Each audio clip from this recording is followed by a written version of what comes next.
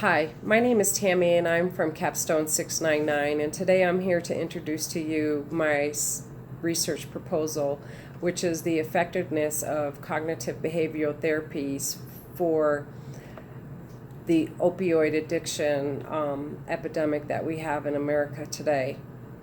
By identifying the effectiveness of cognitive behavioral therapies and other holistic therapies, we will be able to change our approach to substance abuse disorders and focus on prevention rather than treating addiction after they have become an epidemic.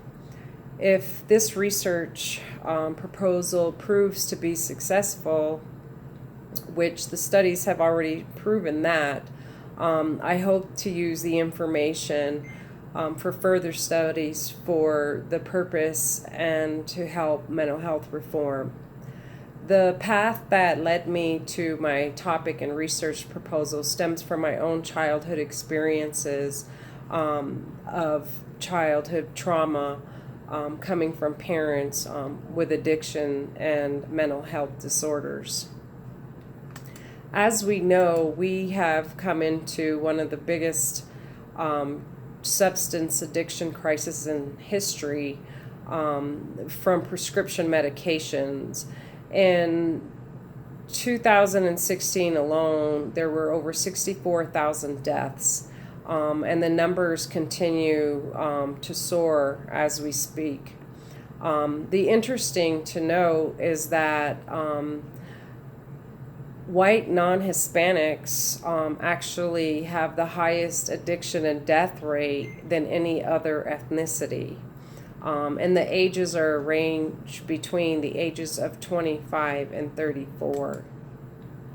So we go to who's to blame for this? Well, we can blame it on basically unethical practices from our pharmaceutical companies, from our physicians, and all the way to our government agencies who are supposed to be mandating these companies and physicians to make sure that these types of things don't happen.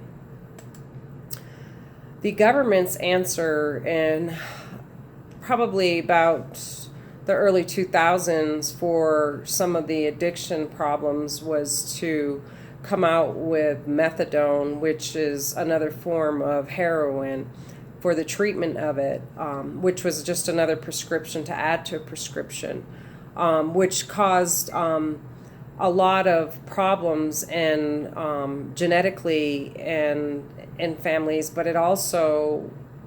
it's harder to get off of methadone than it is actually to get off of heroin. And the studies of families with substance abuse disorders reveal patterns that are significantly influence child's development and the likelihood that a child will struggle with emotional, behavioral, and substance use problems. So it makes people you wonder why people struggle so hard with getting off these types of medications or with addiction in itself. Well, there certainly is a lot of turbulence and, brought on by the world, and which makes us constantly confronting both of our anxieties with both existential and situational things, and we try to overcome them, but we pretty much become paranoid and paralyzed, and traumatized by the events that go on. So we kind of drown ourselves in those. With drugs. There is hope, though, which I have found through the studies that I found through my research, and it is showing that, and it has already been proven, that cognitive behavioral therapy is effective for the treatment of substance abuse disorders, and it helps to develop social skills. It addresses assertive behaviors and confrontation skills, including the ability to identify risk situations, to handle emotions through cognitive restructuring for everyday challenges that we face. So it already has been proven to work, so we just have to get our legislation to buy into it to make sure that it can be implemented. Another way that psychiatrists have actually found is religion also helps when it comes to dealing with addiction. It's another resource that we have, and usually religious Americans are usually less likely to abuse drugs, commit crimes, divorce, and kill themselves.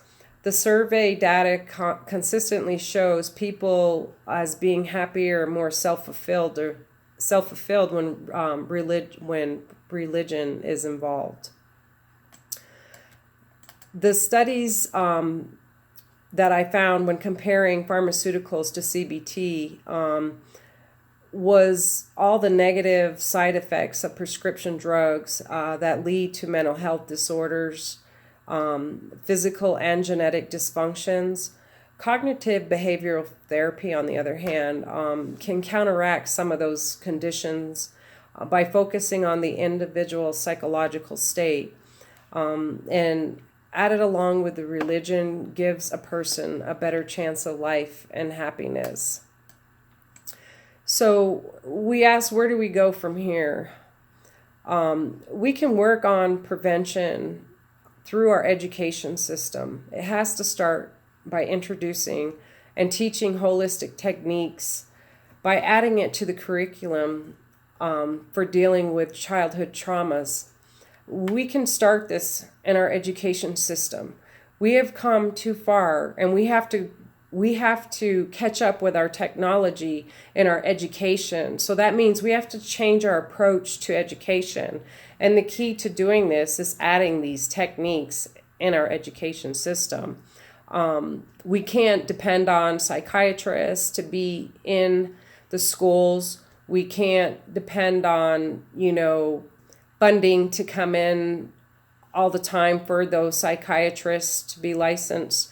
So if we start adding little bits and pieces to our childhood curriculum and start teaching them techniques to use if they come from dysfunctional families, then they're more apt to be able to understand what's happening to themselves and in their family, and maybe are more apt to reach out to their teachers and other students for help.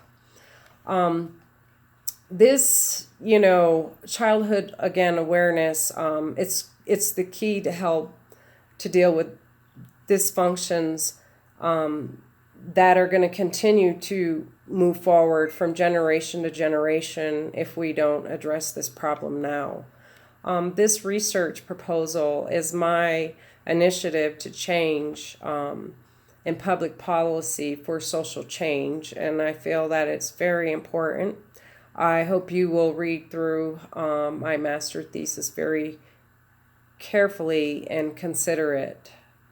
I appreciate your time, and thank you.